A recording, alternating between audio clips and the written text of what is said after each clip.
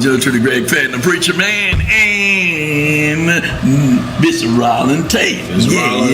Tate. And then Ronald Allen. Good to be back, everybody. Hey, so glad to have you back. Last week we had a great. That's Shannon is.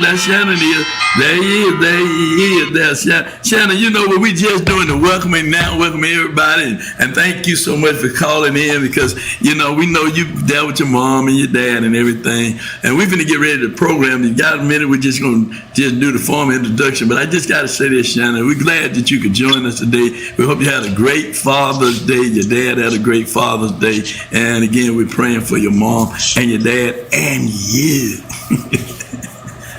Thank you so much, and happy Father's Day to you. All right. As well. Well, listen, we're gonna talk a little bit today about Tucker Carlson. And Shannon, we're gonna jump into this thing. Tucker Carlson said he 30 some odd years he's been a Republican, and he can't take it no more. He said, I can't take it no more. I can't take it no more. Donald Trump has gone too far. He's got us in a war that we shouldn't be in with supposedly allies who knew about 9/11 but didn't tell us that we were going to be on attack. But yet,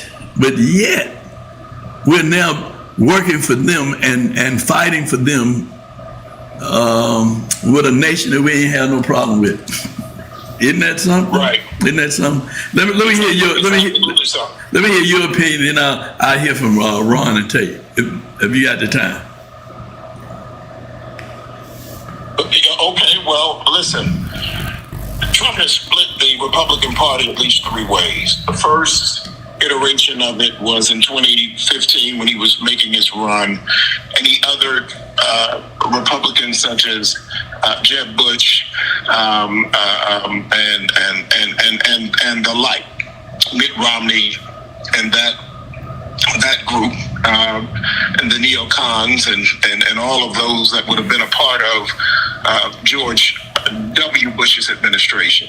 Certainly those who were George H.W. Bush and those who were Reagan Republicans. Then secondly, he ran in on a MAGA base, which he loosely had. In fact, the MAGA base was still trying to shape itself into something. It was it was a birther group, I believe, that ushered him in, and that birther movement, it was an anti-Obama administration, and so that ushered in, and that became MAGA in 2020.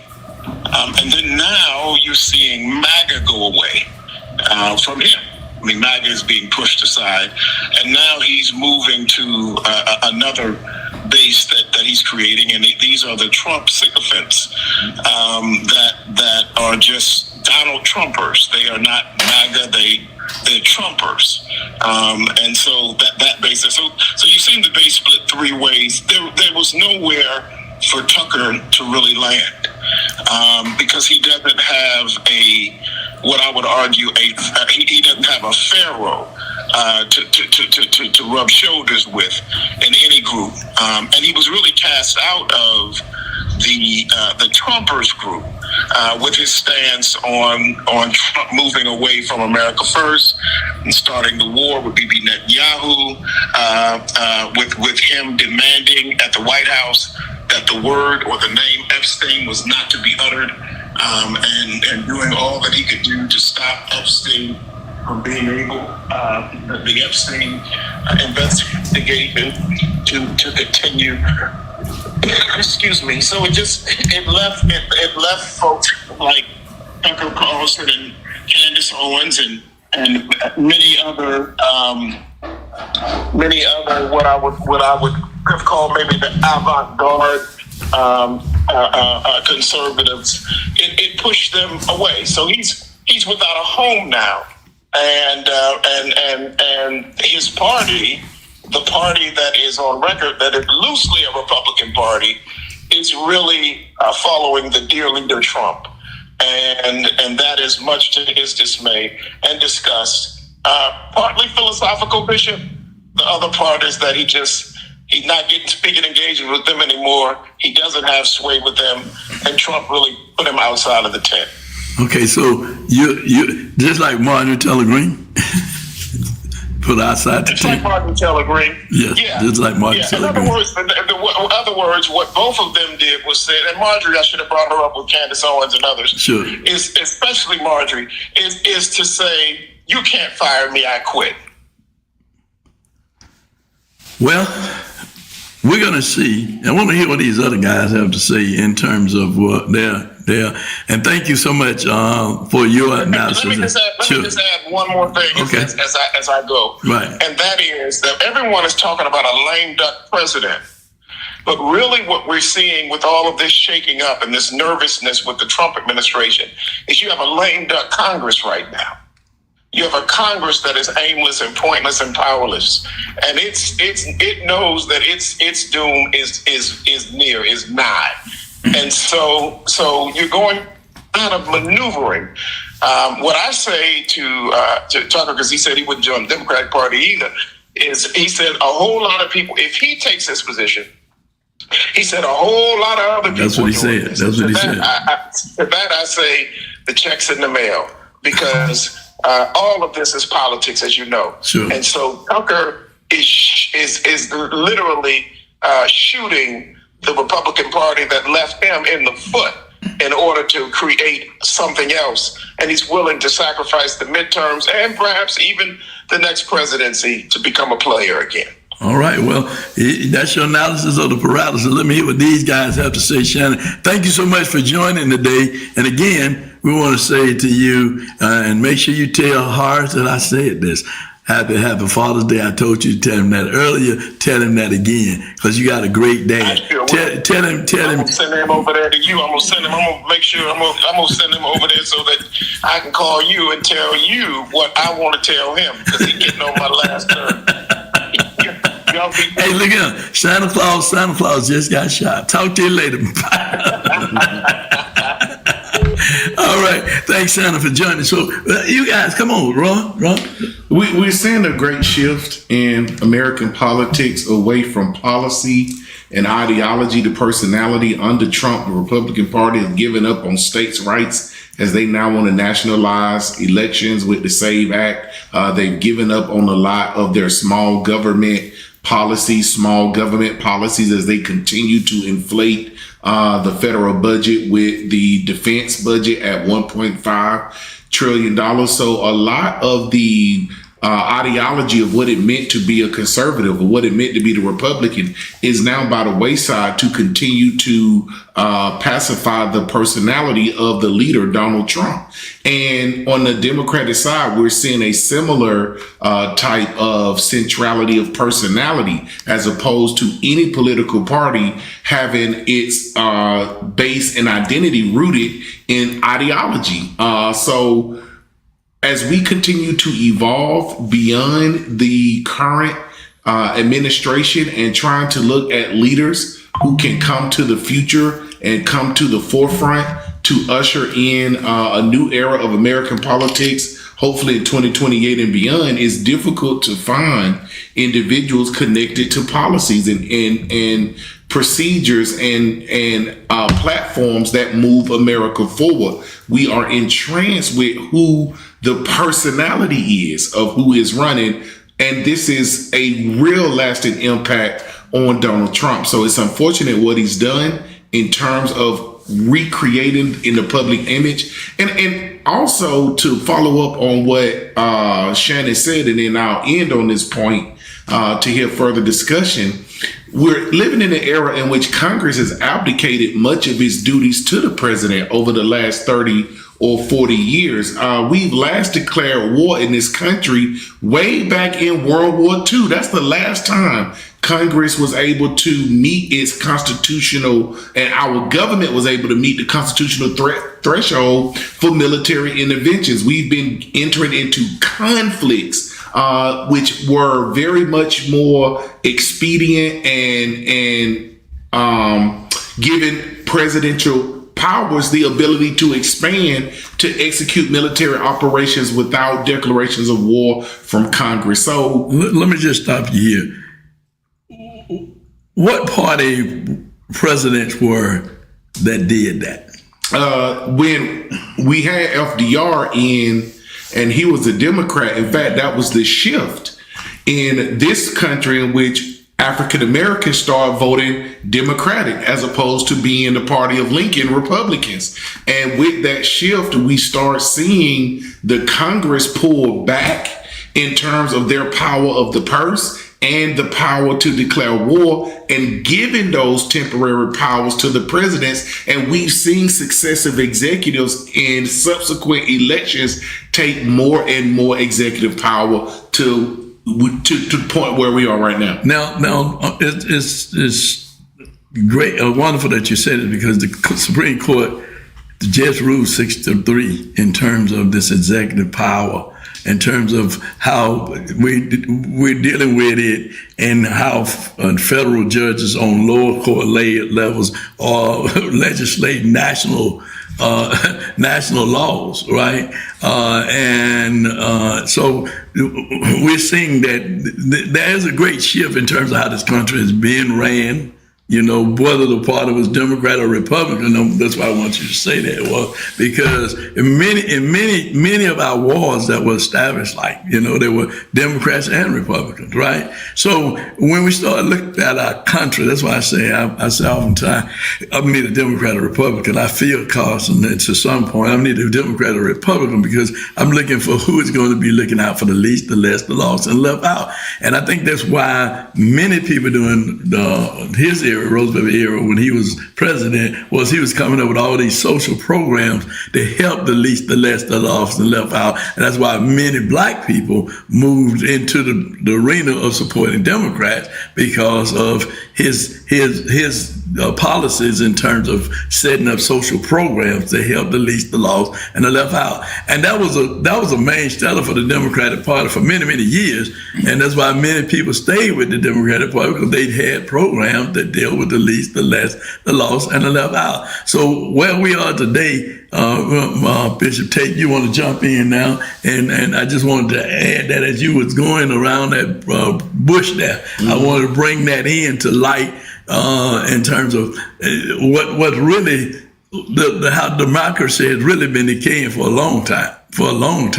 But now, because you have a leader who is sitting up here who could care less about the least, the lost, and the left out. And it seems like the Democratic Party, they don't have a message to help the least, the lost, and the left out, you know, because when we talk about hospitals, we're talking about education, we're talking about all of these things that are germane to the least, the lost, and the left out. Right? Where's the message? Where's the message? And when you say Congress has failed because they've advocated their responsibility to the leader of the country, who said this is what we're going to do, and this way, and they just cowtail to it, whether it was the Democratic Party or the Republican Party. I think the Democratic Party has probably done more looking out for the least, the less, and lost, and left out, but not nearly enough to help for us to have a middle class again, because we don't have a middle class anymore. We just got the wealthy and those of us who are just surviving. Tate? All right. Let me go back to Tucker. I've heard a couple of interviews that Tucker had on social media. And in addition to what Shannon was saying, one of the things he talked about was Trump's America First promise on his agenda, and those who are disenchanted with Trump, especially during this time, do not see that agenda. Whereas it seems that he's not making America first. When we spend billions of dollars, when we are sending resources overseas, when he ran on No More Wars, when he actually, his platform was, we're not going to get in foreign wars, we're not going to be the world police, we're going to make sure that our resources are used here. And the first crack was Venezuela. Then now we're in Iran. Tucker he had interviewed couple of people, I can't think of her name. Used to be on NBC, the young lady, I can't think of her. Anyway, he interviewed her and he talked about Zionism. He had Huckabee on there, and even had Cruz. And Cruz was saying that it's the United States' biblical, spiritual responsibility to support Israel regardless. And Tucker just couldn't understand that thought process and all the millions of dollars that we're sending over when it's supposed to be an American first agenda. Not necessarily saying that the money is going to go to the least, the lost, and the left out, but he did not want that money going there. And a lot of those who are leaving the party or who are saying they're leaving the party for various statement of various platforms, a lot of it has to do with the direction that they feel that this money should stay at home. Well, I think it should stay at home. I think any American, really true American, would want to stay at home because it's our money. Mm-hmm. Other people getting benefit of our money, mm-hmm. and we're not getting the benefit of our monies. Right. Because every time you work and get a check, mm-hmm. guess what? It's taxed. Every time you go in the grocery store and buy something, what? It's taxed. Mm-hmm. I mean, everything it's our money. It's our money, and our money is being used against us. And you know, we keep talking about the wealth that is getting richer and richer and richer and richer. Mm-hmm. But there are no programs. Let's just be clear about it. Healthcare should be a main issue in this country like Canada.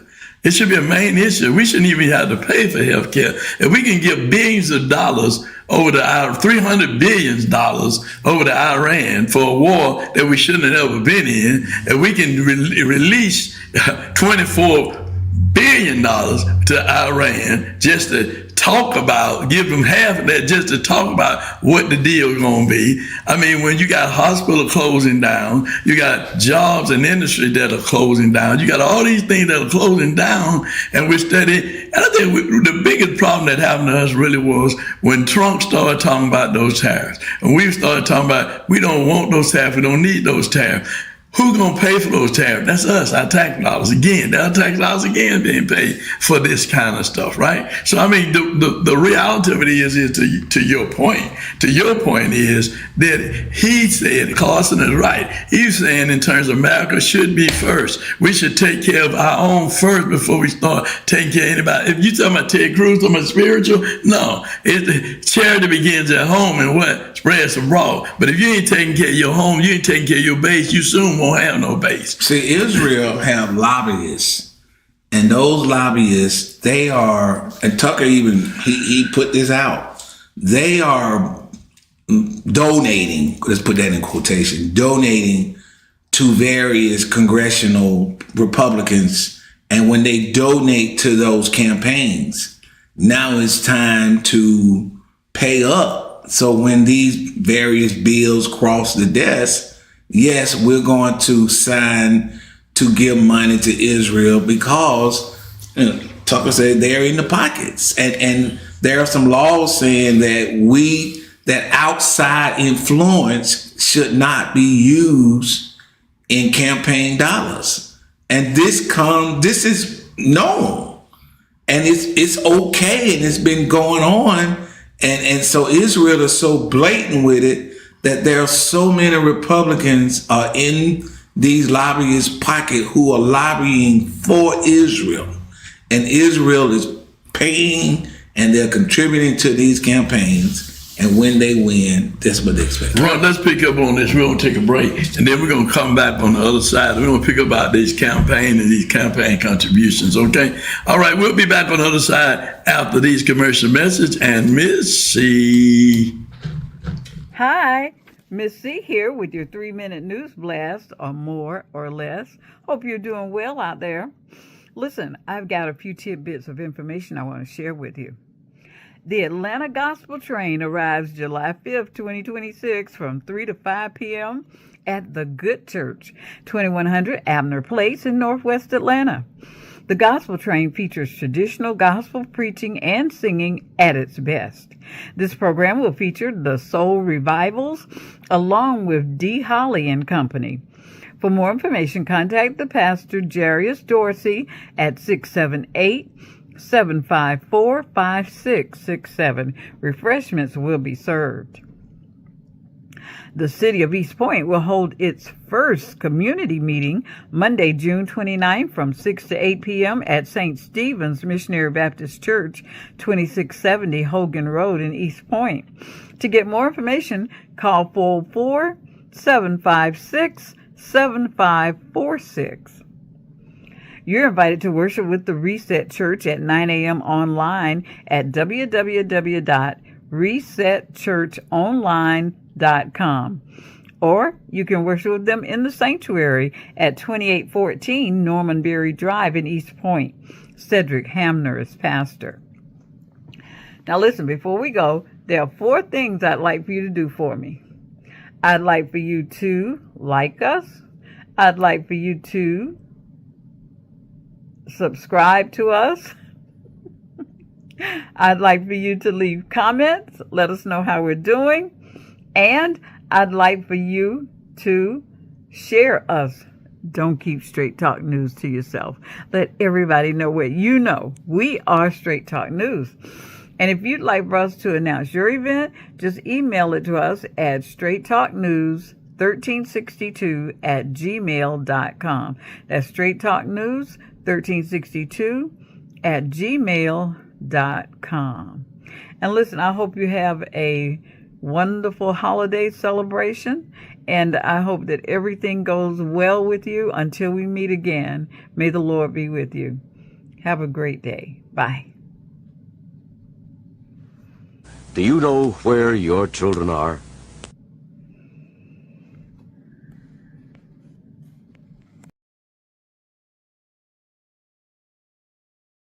Holds the biggest responsibility when it comes to solving the gun violence crisis. Currently, guns are promoted as symbols of power, glory, and excitement, rather than the dangerous weapons they are. Communities must step up and protect against this normalization. Doctors, social workers, and teachers are all responsible for keeping us safe and healthy, because the root of the solution lies in collective action. Laws alone cannot stop a bullet. It's up to individuals to take action. They have to make sure their guns are stored securely and out of reach of kids or those at risk of suicide. Well, communal education addresses this individual action issue as well. We can teach kids about the dangers and about the misuse of guns. I don't think you realize that my opponent is blatantly speaking. stating arguments that have no evidence to back them. If you're blaming me for having no evidence, I haven't seen you bring up any statistics. Judge, think about it. Do we really want to blame all of this on the community, our friends, our doctors, and our teachers? No. Well, I completely disagree. I'm not going to listen to points that are completely ridiculous. Point of inquiry. Do you guys even realize that the #1 killer of children and teens are gun injuries? And it's not just mass shootings. It's homicides, unintentional injuries, and suicide. Why are we fighting about this? With so many people stuck in their views, we're not talking about it altogether. Is figuring out who to blame really solving the problem at hand? We must set aside our differences and embrace open conversations with everyone. You're probably starting to realize now, this is not a debate. This is a message to you all to start a conversation right now. We yield our time. All right, we're back on the other side and talking about these campaign contributions and these lobbyists and how they are actually enriching themselves with foreign monies and hurting us. Mm-hmm. The great misfortune of personality politics, as Bishop Tate just alluded to, is that when our political leaders are so concentrated and their leadership is heavily indebted to who they are as a personality, and we have so maligned the other party that we have virtually no way to check the party that's in power. Even though Tucker Carlson can understand that Donald Trump has reneged on every America First promise. Donald Trump himself outlined that in my lifetime, I'm 45 years old. So since I've been alive, the United States has spent over $8 trillion in the Middle East with fraudulent regime changes, fraudulent reconstruction projects. And out of all these projects that we have launched to rebuild Afghanistan, Kuwait, Iraq, Iran, those countries are still in shambles. So a lot of that money and military spending has been double dipped by these contractors, by these military contractors, by the military industrial complex, and our ability to constrain money in politics has been hampered by the reduced legislation. We first started trying to control money in politics way back in 1907 with the Tillman Act. And in 1971, we passed legislation again that forced corporations to itemize and list how much money they are giving to individual representatives. But since then, since the early 70s, we have largely rolled back regulation on campaign donations. And the Citizens United Act decision by the Supreme Court allowed corporations to use corporate donations as First Amendment free speech. And so if corporations are going to be looked at by our federal government as people, as individuals, and their contributions are now legally being described as free speech, then money is now inescapable from politics. And money is now a huge barrier for keeping progressive and average everyday Americans from running from office. So now the political class is near exclusively the ownership class, that you must have a foundation of capital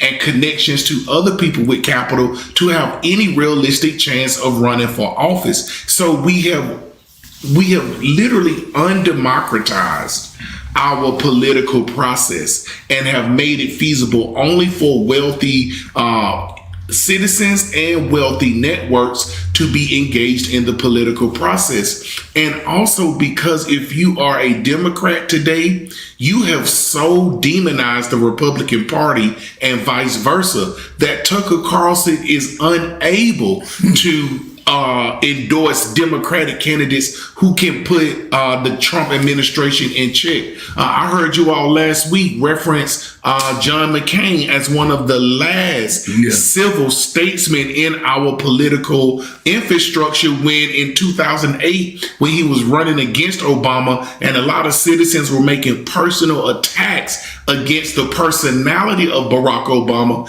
And it was John McCain putting a stop to that, saying, this is a family man. This is a quality American. I may have disagreements with him on policy and the way we need to direct the country, but I refuse to make and refuse to validate these personal attacks against his character because he's still a quality person.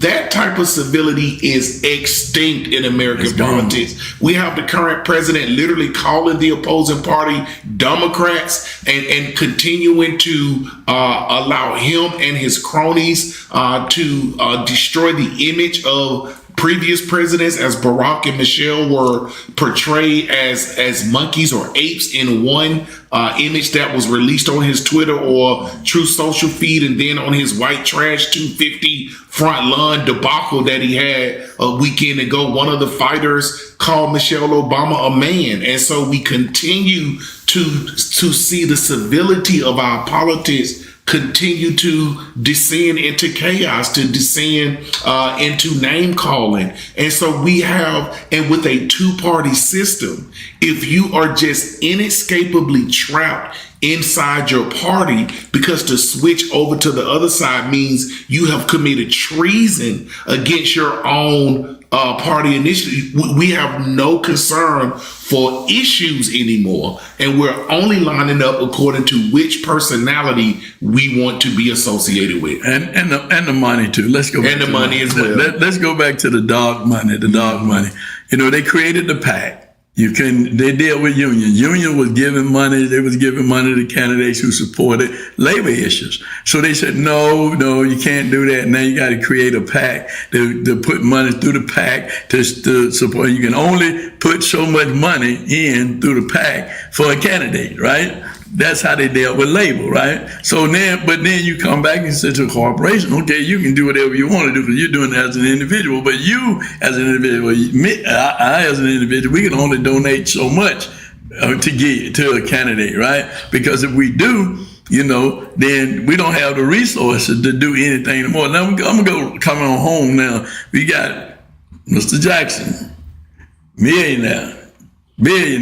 Mr. Jackson doing what Trump doing. What he did, he said on the TV. They said he spent how many millions of dollars? About 107 to be the governor, right? So then he turns around and he admittedly said that I gave Kemp $100,000 to beat Stacey Abrams. I'm just talking about real talk and I tell people when you run, you have to have money to run for any office, local office, whether it's city council, whether it's mayor, whether it's commissioner, whether it's state house, whatever it is, you got to have money to run. You got to have money. So where does this money come from? It comes from businesses. It comes from labor. It doesn't come from, if it comes from individual, it's a wealthy individual.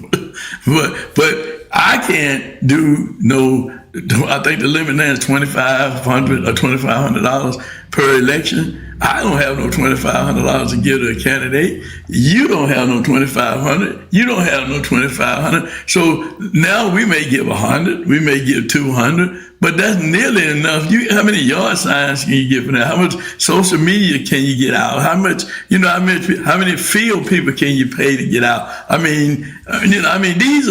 This real talk, because people are qualified and who really have the people at heart don't win. Because again, like you said, it's personality. We vote for him because of his personality. I vote for her because her personality. I vote for her because how she dressed. I vote for him because how he dressed. I vote for him because he's my Lamla brother. I vote for her because she's my Surah.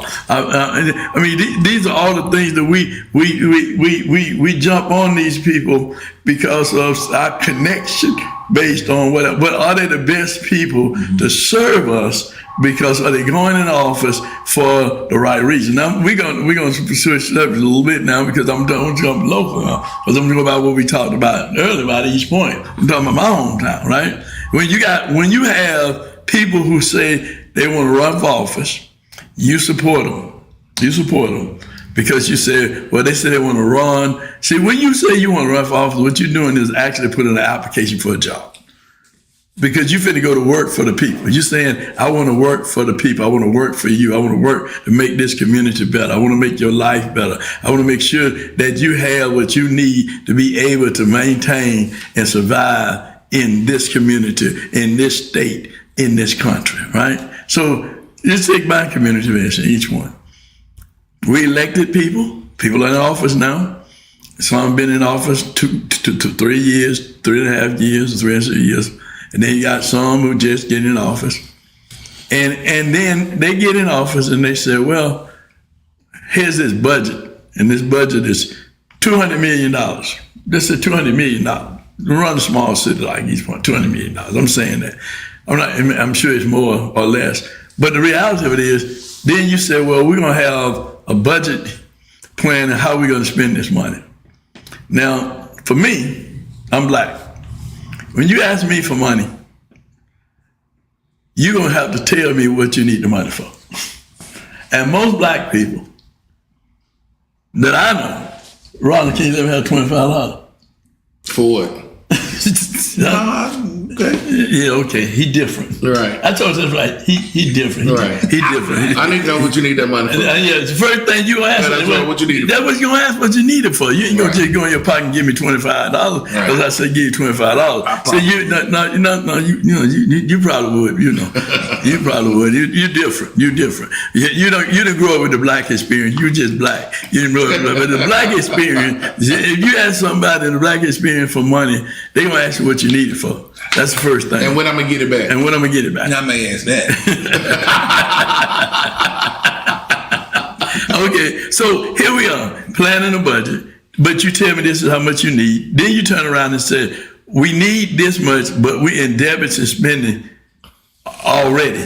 So why are we going to now increase the budget by more than what we already have by giving raises to a city manager that's already making $200,000, we want $100,000 more, or city council people who are making $18,000 want $70,000, or you got city council people who make $16,000. These are part-time jobs, right? That's making this kind of money, and then they're gonna say, okay, but we work. This is a job. We work. No, you took the job. You asked for the job. The job requires what it requires, but you said you want to serve people, right? You don't take the job for the money. You take the job to serve people, right? Okay, so now we got these people elected in office, and now they want to create.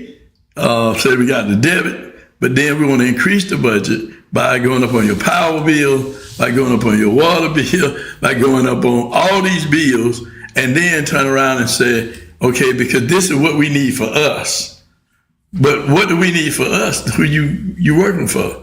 But you want us to now come up with this additional money. So now what you got to do is you got to come back to us and say, listen, we ain't got enough money, so we got to go up on your millage rate, which is your property taxes. Now your mortgage is more than what it is. Now you got senior citizens that are in their home, living on fixed income. Now they got to pay a higher mortgage than what they were accustomed paying. Now because you wanted more money in your pocket. So I mean, it's on every level. It's on every level, guys. That's why we have to always be clear and be involved in our communities and our city politics, as well as the state, as well as the county, because it's all about money. And it's all about who getting the people who running for office the money that they benefit from. Because you got to look at who getting the contracts, right? You got to look at who getting the contracts. Who getting the contracts?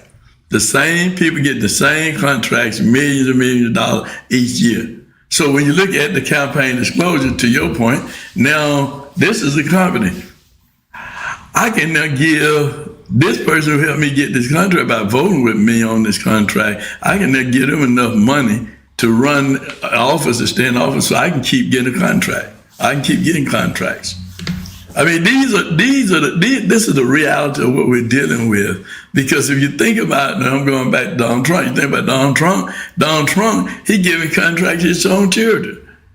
And that's illegal. I mean, he getting wealthy being the president of the United States. He doubled his wealth. Being the president of the United States at our expense. So we just have to be clear about why do some people want to stay in office? Why do they want to stay in office? Why do they want to stay there when they ain't doing nothing to help the people?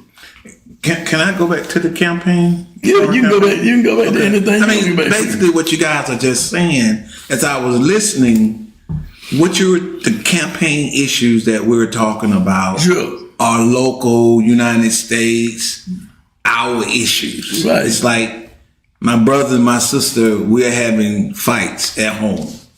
But as soon as someone outside the building wants to get involved, it's a problem. Mm-hmm. And that's what the foreign campaigns are about. They don't want foreign contributions. Because when those people from other nations start putting financial contributions, then they start owning, to your point, they're to lack of a better word, they own that politician. Oh, absolutely. So now when they say my country, not my community needs a bridge, but my country needs a power plant. And we need the United States to give us $30 million. Locally, I may need $500,000 for my community. Okay. But now, for my country, I need for you to go in and invade. I need for you to talk to the arms committee to say, hey, this is what we need for you to do, because our country has contributed to your campaign. And now it's time for you, behind those closed doors, to get us some funding to our country, which taking money away from our citizens. Now, my tax dollars, if I'm paying for something in okay, that's the United States land, even though it's not Georgia. But they said that your tax dollar went to Nebraska. Okay. But my tax dollars went to Brazil. My tax dollars went to Japan. Really? that's a whole different discussion. And that's what Tucker is saying, is that we are allowing foreign people, foreign lobbyists to interfere in our elections. And so when Trump talking about the SAVE Act, fine. But what are you going to do when you know that Israel is really giving money to our local politicians? Yeah, that's a smokescreen take. They've been doing that. This ain't nothing new. I mean, this ain't nothing new. But that's what Tucker is saying. Yeah, that's his issue. Yeah, no, but I'm just saying. I'm saying the same thing. Tucker's saying this ain't nothing new, because dog money. That's what they call it. Dog money. They call it, when you hear that in slavery, dog money. How is dog money coming into the country? They are paying these individuals to be in these offices to carry out their agenda. They can't, because see, if you can't be a crook, you can't be in politics long. You can't be in politics long if you can't be a crook, because they gonna do everything within their power to buy you to vote the way they want you to vote, to get them what they want, to get them to the money, get them to the mainstream money, which is our tax dollars, right? And those kinds of things, people know, they see, but how do you deal with it? You create a law, but then you violate the law that you created. But if he do it, or I do it, or you do it, it's a penalty. Donald Trump is a prime example of it. I mean, how many indictments does he have for the charges? 34 of them. And this man's still serving as president of the United States of America, and still stealing, and still lying, and still doing all of this. To your point, in terms of the Congress allows him to do this stuff. They allow, because of what? Personality. So, I mean, that's going wrong. And this is what I meant when I introduced the term government on the tape a couple of years ago. We do have checks and balances, but we have to realize that those checks and balances only reside on paper. We need individuals who have the political will and also have platforms, economic institutions, social institutions that they control, that allows them to stand up when the corporate interests and special interests are attempting to purchase them. It's going to be too difficult for us to rein in the money at the local level, state level, and national level in government if we are unable to elect people into office who are independently wealthy from the mainstream system. Most of the people that we continue to elect are wealthy through the businesses that are pulling the purse strings of government in and of itself. And that creates the revolving door between government and the special interest groups. Are you talking about Rick Jackson? I'm talking about Rick Jackson. I'm talking about Donald Trump. I'm talking about the local candidates in East Point who are looking to raise their own salaries on the taxpayer's dime without increasing services to the taxpayer, without decreasing the turnaround time that it needs to get services to the taxpayer. All of these things leave the taxpayer holding the bag of paying for the weight of government without receiving any of the benefits. Our schools are closing down. We have dilapidated schools for those that are still open. We need curriculum and education reform. We need prison reform. The Fulton County Jail continues to fall apart on the heads of the inmates who are in there. We continue to have their rehabilitation programs being kicked down the road, but then when we release these individuals back to society, we expect them to come out as angels, ready to contribute to society, when we have had them in an underfunded, insane asylum for the duration of their incarceration time. And when we're talking about policies that are being passed for the American people, they are typically social-based policies, like the SAVE Act. The SAVE Act don't put any money in nobody's pocket. It doesn't invest in anything that Americans need. It only adds another administrative burden to Americans for us to be able to go vote. We have yet to pass look at Joe Biden's Build Back Better platform, with the last platform that was really designed to see our government by Biden, it was unable to get any traction. But Trump is able to manipulate enough votes to get 2 tax cuts in for the wealthy, to continue to heighten the military budget for the only department in the federal government that's unable to pass an audit, and they are continuing to get more and more and more funding. And the other agencies that we had, Homeland Security, they were leaking like a sieve with the leadership of those organizations buying private planes, being drunk on the job that we're hearing with multiple members of his his cabinet and staff are literally unprepared to handle the budgets that they currently are overseeing. So the taxpayers at the point now in which we are lying at the mercy of this democracy that we created. If you go to work every day for your living, you ought to be enraged at the structure and the status of your local, state, and national governments now.